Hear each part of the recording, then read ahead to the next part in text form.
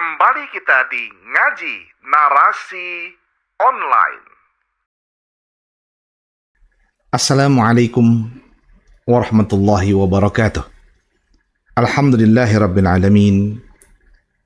Wassalatu wassalamu ala khairil mursalin Sayyidina wa maulana Muhammadin wa ala alihi wa sahbihi ajma'in, amma ba'du. Allahumma salli ala Sayyidina Muhammad tibbil qulub wa dawaiha wa sihhatil abdan wa afiyatiha wa nuril absar wa dhiyaiha wa qutil ajsad wa ghidaiha wa ala alihi wa sahbihi wa sallim.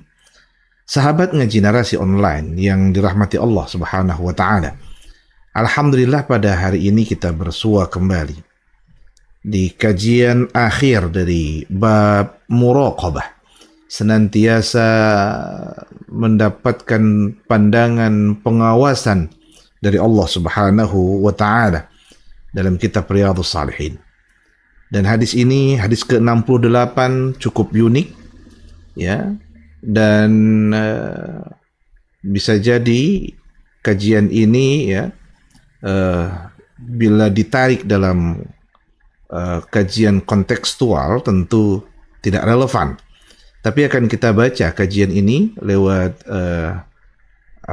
ilmu usul fikih yang sering dibahas dalam al-jam'u wa taufiq ya, di mana kajian-kajian yang disampaikan dalam hadis-hadis yang dicatat oleh para ulama itu bisa jadi dimaknai dalam sisi lain ketika tekstualitas tidak bisa diterima dalam konteks kekinian.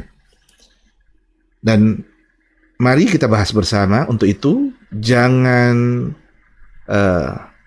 tidak saksikan, terus saksikan sampai akhir, jangan di skip ya, agar manfaat. Hadis ini adalah hadis ke-68. Bismillahirrahmanirrahim. An Umar radhiyallahu anhu anin Nabi sallallahu alaihi wasallam qala la yus'alu ar-rajulu fima daraba imra'atahu, rawahu Abu Daud. Hadis ini yang menyampaikan adalah Umar bin Khattab, semoga Allah meridainya, dari Nabi Muhammad sallallahu alaihi wasallam, di mana Rasul bersabda, la yus'alur rajulu, janganlah seseorang itu ya, atau jangan bila ada suami seseorang yang kemudian ditanya fima daraba imra'atahu, kenapa dia memukul istrinya. Hadis riwayat Abu Daud. Hadis ini secara tekstual itu menjelaskan bahwa kalau ada seorang suami, tetanggamu, temanmu, siapapun mereka, seorang lelaki yang dia berstatus sebagai suami dari istrinya, lalu mendapat info bahwa ia telah memukul istrinya sendiri tentunya, maka jangan pernah tanya kenapa dia memukul istrinya. Nah, sahabat Ngaji Narasi Online, kita perlu menarik ini karena Imam Nawawi membahasnya dalam kitab Muraqabah, senantiasa diawasi. Apa relevansinya hadis ini berada di dalam bab senantiasa diawasi Allah? Sedangkan ini mencakup masalah dalam konteks saat ini adalah kekerasan dalam rumah tangga. Dan kekerasan dalam rumah tangga tidak boleh didiamkan. Bagaimana penjelasannya? Baik. Pertama, bahwa hadis ini ya, kita membahas matan, tidak membahas sanad. Kita akan bicara tentang bagaimana matan ini perlu dibaca, atau isi dari hadis, bukan sanad hadis atau periwayatan hadis, tidak. Yang kita bahas adalah isinya, matan atau isi atau kata dalam hadis itu. Pertama, perlu dipahami bahwa hadis ini berada atau keluar ya di masa Arab, ya, di zaman di mana bangsa Arab itu kental dalam kekerabatan patriarkat. Kekerabatan di mana laki-laki mendominasi di dalam keluarga. Sehingga bangsa Arab yang patriarkat itu menguatkan jalur keluarga dari status laki-laki atau suatu status suami. Maka menjadi hal yang maklum ketika seseorang itu ditarik namanya ke nama bapaknya. Contoh saya, Ahmad Rajavi, ayah saya Sahran Baharub. Ayah saya Sahran, bapaknya lagi atau kakek saya namanya Baharub. Ya, namanya bapaknya, kakeknya lagi namanya Jantan. Terus Amandari. Jadi saya Ahmad Rajavi bin Baharub, bin Sahran, minta maaf, Ahmad Rajavi, ya, bin Sahran, bin Baharub, bin Jantan, bin Amandari. Ini adalah kekerabatan patriarkat yang bersumber dari adat Arab, bangsa Arab, yang kemudian juga masuk ke dalam budaya Indonesia selanjutnya setelah bangsa Arab, setelah Islam sampai ke kita dan menyampaikan tradisi-tradisi fikih kearaban tentunya. Nah, orang Arab yang amat patriarkat itu akan merasa bahwa aib dalam rumah tangga ketika dibuka atau terbuka, maka muncul rasa malu dalam dirinya. Sehingga menjadi sesuatu yang urgen untuk al-muhafazatu 'alal asrar. Ya, menjaga segala bentuk yang sifatnya rahasia. Ya, fi zaujatain. Ya, di antara dua pasangan, antara suami istri. Jadi rahasia di dalam rumah tangga itu tidak boleh terbuka, termasuk ketika suami dalam tanda kutip menghukum istrinya dengan cara memukul. Ini yang pertama ya, kita akan bicara dalam terminologi budaya. Ini menariknya kalau kita mengkaji hadis tidak boleh serta-merta mengambil, memaknai dan mengimplementasikan. Wah, berarti boleh mukul istri ini. Lihat dulu bahwa bangsa Arab patriarkat, dominasi laki-laki. Maka ketika terbuka aib, orang bertanya, kenapa kamu memukul istrimu? Itu aib bagi mereka. Dan ketika aib itu terbuka, maka dengan sendirinya dia merasa bahwa pengawasan ilahi, ya, pengawasan ilahi itu dengan adanya orang lain menyatakan kepadanya tentang keburukan atau aib dalam rumah tangga, dia akan semakin berat. Semakin berat.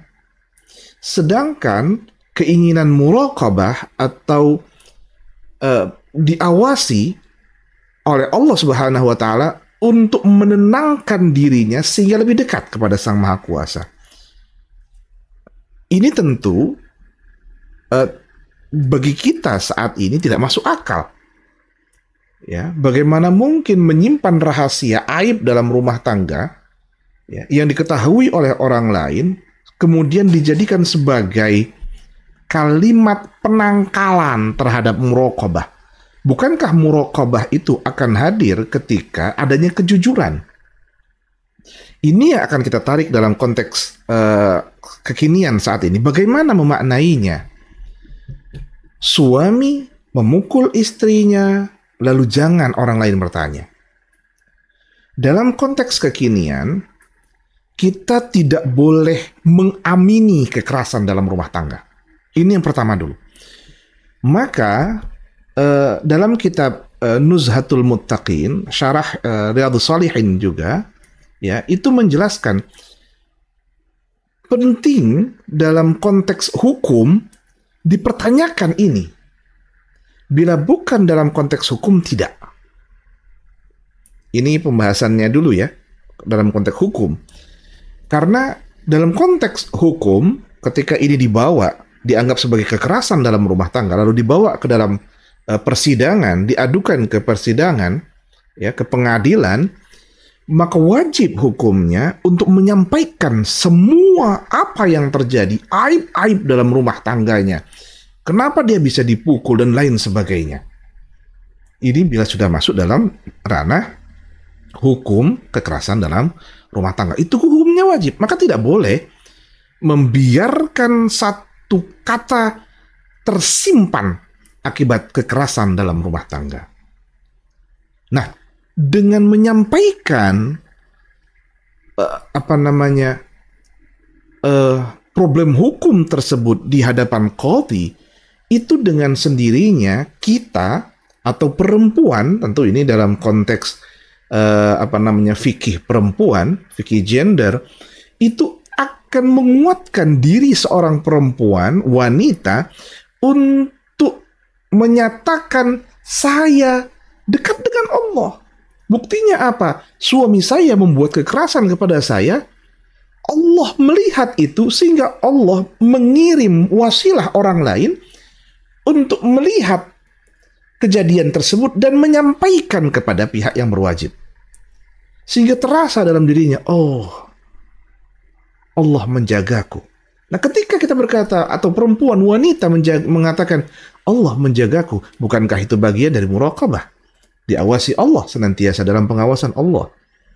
Ini yang kedua.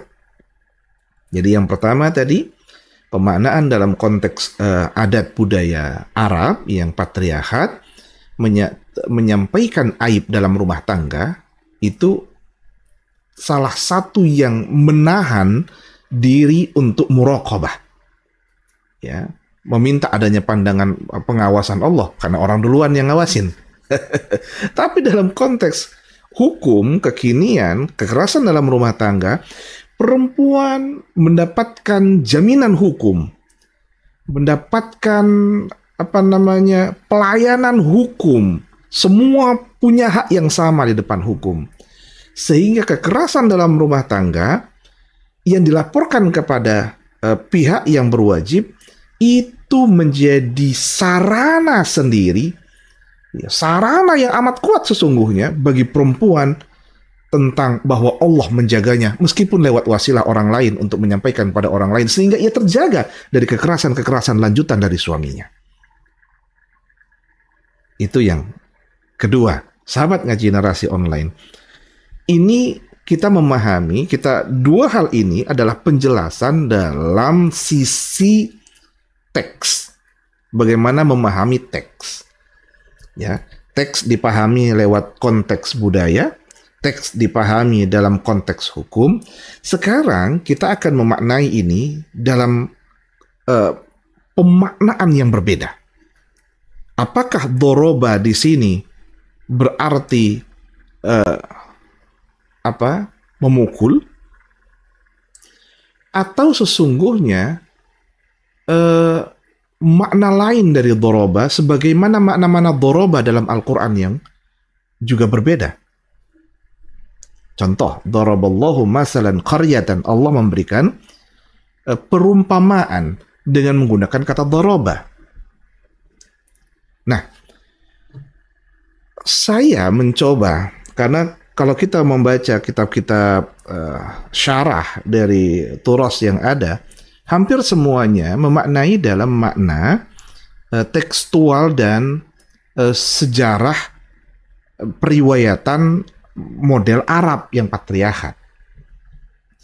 Nah, kita menginginkan bahwa janganlah ketika ada seorang suami melakukan pengelolaan ya terhadap keluarganya, khususnya pada istrinya, bagaimana seorang suami memberikan pelajaran kepada istrinya.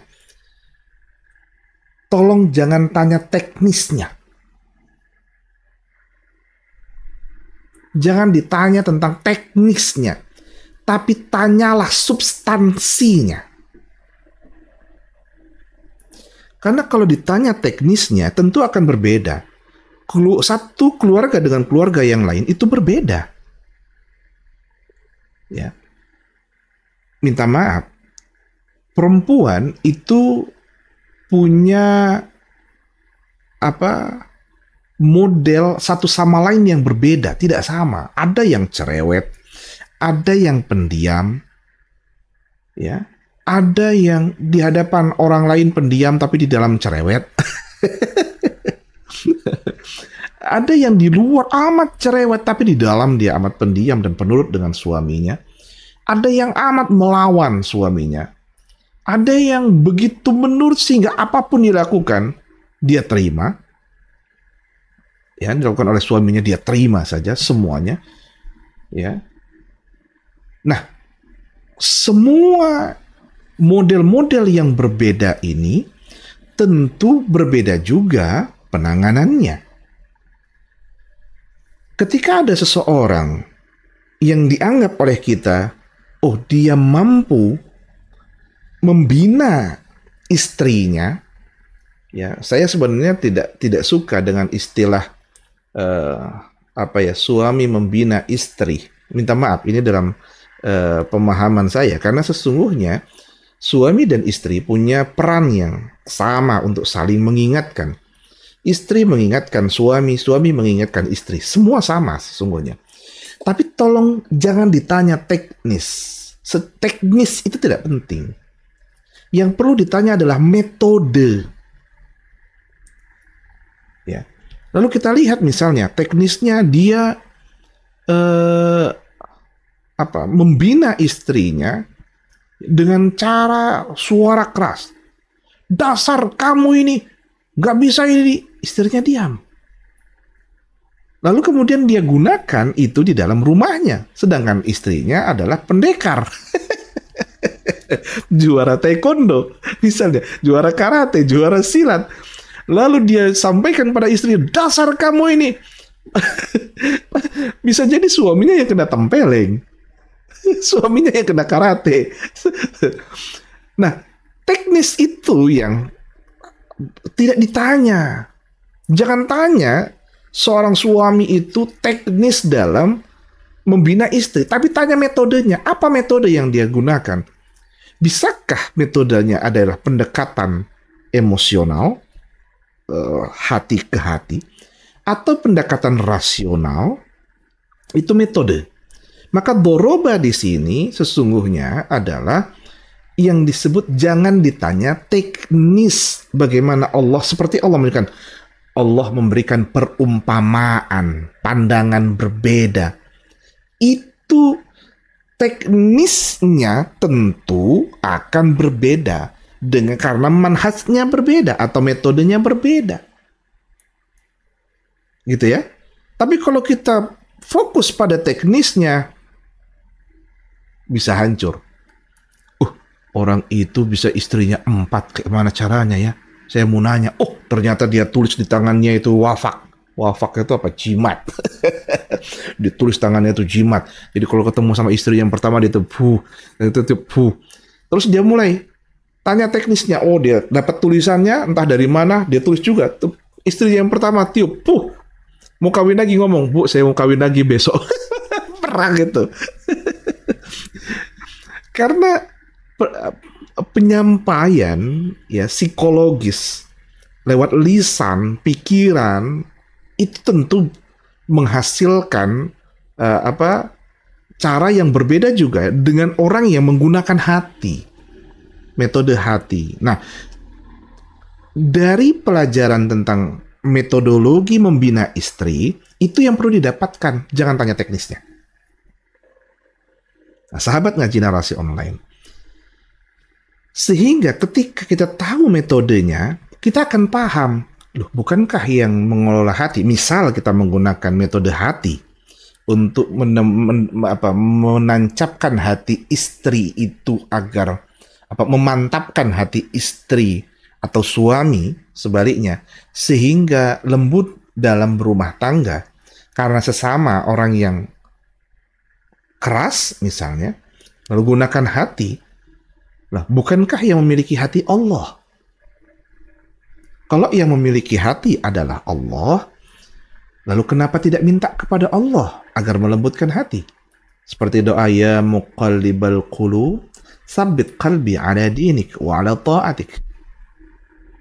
Wahai engkau ya Allah yang mampu membolak-balikkan hati, maka mantapkan hati ini dalam kerangka agama yang telah engkau ajarkan, ya, dan dalam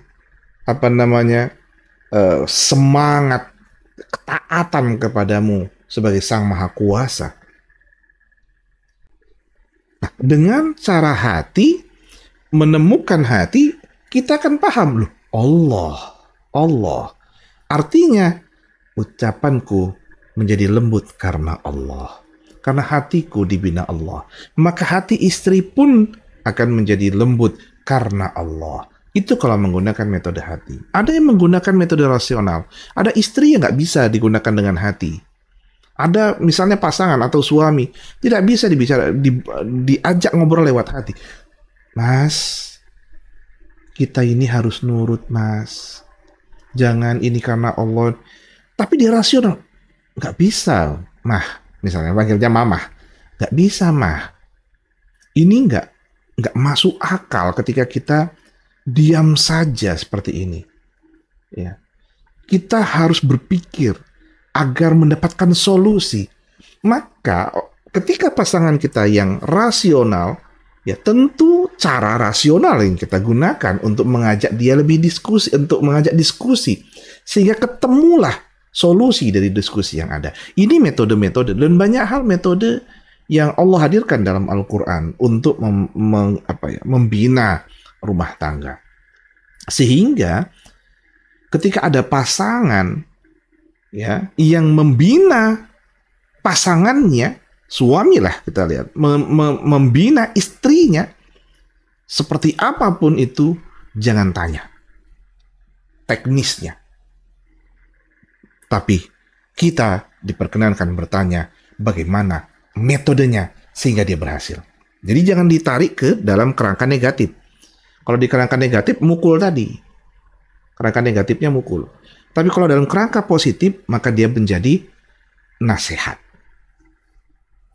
Sahabat ngaji narasi online, inilah muraqabah ya, dalam pengawasan Allah Subhanahu wa taala di hadis terakhir dalam bab muraqabah ini menjadi sarana bagi kita semua untuk lebih bijak, lebih cerdas. Ya. Muraqabah mendapatkan apa? Senantiasa dalam pandangan Allah, tidak sekedar menggunakan akal, tidak sekedar menggunakan hati, fisik, ya, tidak sekedar itu semua. Karena itu adalah alat yang dibutuhkan dalam muraqabah adalah metodenya. Metode orang pasti akan berbeda untuk mendapatkan rasa dari pengawasan Allah Subhanahu wa taala, pasti berbeda. Metodologi itu, ya, metode itu yang perlu kita dapatkan yang tepat bagi diri kita. Sama seperti dalam metode penelitian, ya, ada yang menggunakan metode ini kualitatif, kuantitatif, ada mixed method, ya, gabungan keduanya dan lain sebagainya banyak. Metode dihadirkan oleh Allah termasuk dalam Al-Quran. Bagaimana coba lihat bagaimana istri Fir'aun yang begitu alim bisa mengelola Fir'aun yang begitu keras bahkan mengaku Tuhan. Ya, bagaimana ya, yang paling dekat sajalah yang paling dekat. Bagaimana kita membaca sirah nabawiyah Nabi Muhammad sallallahu alaihi wasallam bisa mengelola istri-istrinya satu sama lain rukun. Jangan nanti diterjemahkan di sini lalu kemudian ayo kita kawin banyak-banyak, tidak. Ingat ya, saya termasuk yang memahami bahwa konsep perkawinan dalam Islam itu adalah monogami, beristri satu, ya, pasangan itu satu. Nah, adapun bukan poligami sebenarnya ya. Poligami itu sebenarnya kawin banyak, bisa sembarang gitu ya. Tapi poligini itu dalam konteks hukum keluarga itu istilahnya poligini. Poligini itu suami punya istri lebih dari satu. Nah, apakah kemudian ini menunjukkan, oh berarti boleh dong kawin banyak-banyak? Bukan. Ingat, poligini itu diperkenankan karena ada case, karena ada kasus yang tentu tidak bisa disampaikan seperti apa secara rinci, bukan. Apapun itu ya, kalau pasangannya nggak, misalnya dia, ya kalau yang dalam undang-undang perkawinan kan, kalau misalnya ada istri nggak bisa punya, minta maaf, istri misalnya tidak bisa memberikan pelayanan terbaik, bahkan sampai tidak bisa memberikan segalanya lah apa yang dibutuhkan oleh suami, maka diperkenankan untuk dapat lagi istri yang lain. Tapi ya itu bagi saya masih perlu diperdebat bila hanya bicara tentang kesehatan. Ya, ada banyak hal. Hakikatnya kalau kita menggunakan teori Nabi menikah dengan perempuan-perempuan lain itu semuanya adalah menjaga mereka. Satu, menjaga marwah mereka karena sudah janda, ya, kecuali Sayyidah Aisyah, dan hanya satu-satunya istri yang perawan. Yang lainnya itu janda semua yang diperintahkan oleh Allah Subhanahu wa Ta'ala untuk menjaga mereka semua. Satu, marwah mereka, nama baik mereka karena telah ditinggal suaminya, menjaga ekonomi mereka, ya, dan lain sebagainya. Sistemnya adalah menjaga. Nah, dari sini dengan kita memahami bahwa Islam itu sesungguhnya monogami, ya, lalu kemudian ini kita baca lewat Al-Quran loh. Al-Quran sendiri mengatakan itu fawahidah, ya. Tapi kalau kemudian nanti bisa memberikan seperti apa yang dilakukan oleh Nabi, maka prinsipnya adalah keadilan. Nah, itu yang nanti debatable. Nah, oleh karenanya kembali pada konteks ini. Pada konteks ini, hadis ini menjelaskan kepada kita semua, jangan, ada 3 hal ya. Pertama, jangan langsung menjustifikasi negatif, karena ini bicara tentang budaya Arab yang patriarkat, dan mereka semua kalau aib dalam rumah tangga terbuka, maka tentu itu akan menjadi terluka seorang suami, ya. Dan ketika dia terluka, tentu dia akan emosi dan susah untuk merasa adanya muraqabah dari Allah. Yang kedua, perlu dibaca dalam konteks hukum.